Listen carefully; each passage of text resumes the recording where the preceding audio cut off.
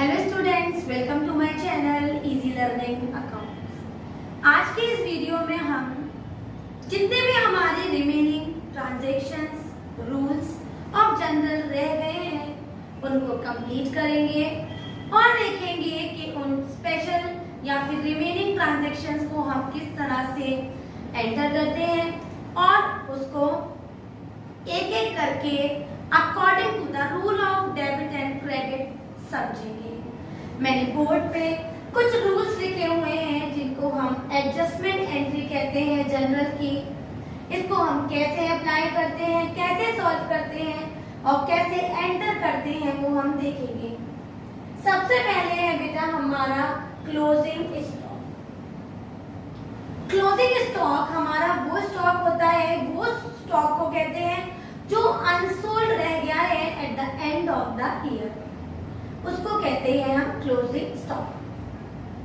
Closing stock जब भी question में होगा तो उसकी एंट्री होगी closing stock account debit to trading account being closing stock transfer to trading account.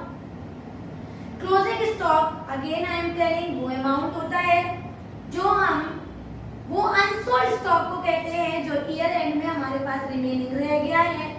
तो कभी भी क्वेश्चन में एडजस्टमेंट एंट्री क्लोजिंग स्टॉक की होगी तो वहां हम एंट्री करेंगे क्लोजिंग स्टॉक अकाउंट और डेबिट और बेसिकली उस बचे हुए उस अनसोल्ड स्टॉक को हम ट्रांसफर कर देंगे in the trading account which we prepare after the trial balance.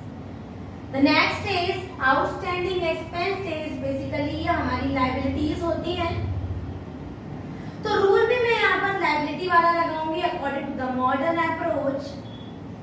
The expenses not yet paid, इसको हम आउटस्टैंडिंग कहते हैं। एज्यूम कर लेते हैं वेजेस, तो एंट्री होगी बेटा wages account debit to outstanding wages because if the liability increases we credit it. तो मैंने according to that rule outstanding wages को क्रेडिट कर दिया। The next is prepaid expenses, the expenses paid in advance। यहाँ पर भी हम assume कर लेते हैं wages, तो एंट्री हो जाएगी prepaid wages account debit to wages। यहाँ पर बच्चों हम assets rule अप्लाई करेंगे according to the modern approach, क्योंकि prepaid हमारी assets होते हैं, तो अगर assets increase हो जाए तो हम उसको डेबिट कर देते हैं। ये हमने रूल पढ़ा था in the modern approach of rule of debit and credit. The next is accrued income, means income not yet received. वो इनकम जो अभी हमें मिली नहीं है, मिलेगी, always comes on the assets account according to the modern rule. तो उसी रूल को अगर मैं अप्लाई करूं तो वो कहते हैं कि अगर बढ़ जाए एसेट्स तो उनको डेबिट कर दो। तो एक्यूड इनकम अकाउंट डेबिट मैंने डेबिट कर दिया, टू इनकम जो भी कंसर्न इनकम है उसे साथ में क्रेडिट कर दिया, being income not yet received. इसके अलावा बच्चों हमारे और भी ट्रांजैक्शंस हैं उनको भी देख। नेक्स्ट है हमारी इनकम रिसीव्ड इन एडवांस बच्चों, जिसको हम अनअर्न्ड इनकम भी कहते हैं। नाम से लग रहा होगा कि ये अनअर्न्ड है, मतलब अभी हमें अर्न नहीं हुई, लेकिन मीनिंग होता है इसका कि एडवांस इनकम जो हमें पहले ही मिल चुकी है।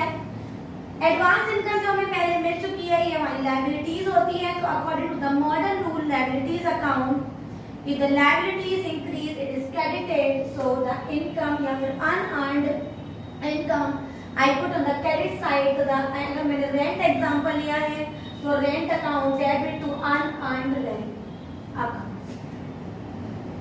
सिमिलरली हमारा नेक्स्ट पॉइंट है डेप्रिसिएशन। हमारा लॉस होता है वैल्यू का घट जाना, fall in the value of assets any fixed assets due to constant use of it और ऑब्सोलेंस और whatever reason behind that, this is known as depreciation.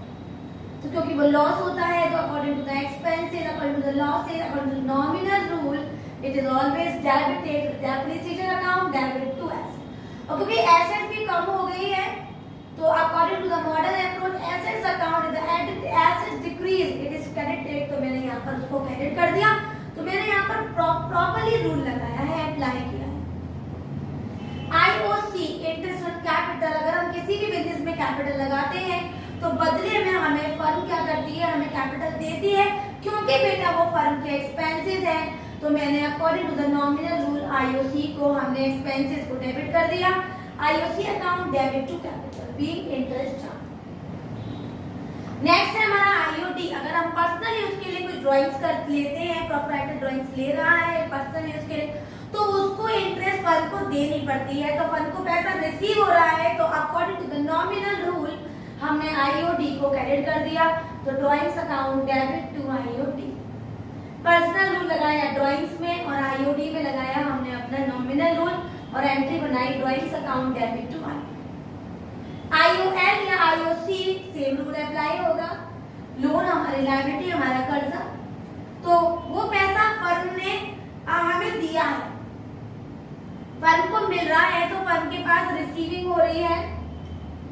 Expenses इसलिए है क्योंकि बेटा फर्म ने लोन लिया है। इसको इस तरह से समझिए कि फर्म ने लोन लिया है किसी से, अब फर्म को उसकी इंटरेस्ट देनी पड़ रही है, तो according to the nominal rule IOL को डेबिट कर दिया टू लोन अकाउंट। क्लियर है? क्योंकि फर्म की लायबिलिटी है और लायबिलिटी में फर्म को इंटरेस्ट देना पड़ रहा है, तो यहाँ पर मैंने एक्सपेंसेस अकाउंट को डेबिट कर दिया और रूल यहाँ पर नॉमिनल अप्लाई। इसके अलावा बस एक सिंगल एंट्री बची है हमारे जर्नल में, दैट इज ओपनिंग एंट्री। याद रखिएगा ओपनिंग एंट्री हमेशा 1 अप्रैल को होगी। ये ओपनिंग एंट्री हमें ये बताती है कि पिछले साल से लेकर इस साल आने पर फर्म के क्या क्या एसेट्स बचे हुए हैं, क्या क्या लायबिलिटीज बची हुई हैं और कितनी कैपिटल है। इन सबको मिला के जो पहली एंट्री होती है which identifies all the assets of the previous year left, liabilities left and all the capital left in this coming year is known as opening entry। और बेसिकली ये जो एंट्री होती है ना, वो होती है बेटा assets account debit to liabilities to capital. एक बात मैं आपको एक्स्ट्रा में बताना चाहती हूँ, वैसे तो मैं यहाँ लिख देती हूँ being opening entry pass. Extra बात है याद रखना, अगर कभी बच्चों आपने assets account debit to capital to liability entry की, तो क्योंकि शुरू से हम पढ़ रहे हैं डेबिट हमेशा क्रेडिट के बराबर होता है और एसेट्स का एडिशन एज्यूम कर लेते हैं 20,000 आ रहा है और लायबिलिटी का टोटल मान लीजिए 18,000 आ रहा है, तो डेबिट तो क्रेडिट के बराबर होना चाहिए। तो बैलेंसिंग करेंगे टू कैपिटल रिजर्व से। और बच्चों अगर कैपिटल नहीं दिया होता तो कैपिटल से बैलेंसिंग कर लेती। अगर लायबिलिटी का एडिशन 20,000 आ रहा है और एडिशन एसेट्स का 18, तो 2,000 की बैलेंसिंग होगी डेबिट साइड गुडविल के नाम से। तो याद रखना अगर एसेट साइड वैल्यू कम आ रही है, डेबिट साइड वैल्यू कम आ रही है, तो बैलेंसिंग गुडविल से होगी। और लायबिलिटी साइड अगर क्रेडिट साइड अगर वैल्यू कम आ रही है तो उसको सबसे पहले कैपिटल से, और अगर कैपिटल क्वेश्चन में ऑलरेडी गिवन है तो कैपिटल रिजर्व से। इसको भूलिएगा मत, क्या सारे रूल्स याद रखिएगा, क्योंकि इससे बेस्ड न्यूमेरिकल मैं आपको अपने कल की वीडियो में कराऊंगी। क्लियर है? अगर आज के ये सारे रूल्स आपको समझ में आ गए हो, वीडियो अच्छी तरह क्लियर हो गई हो, तो मेरे वीडियो को लाइक करें, शेयर करें और मेरे चैनल को सब्सक्राइब जरूर करें। Thank you.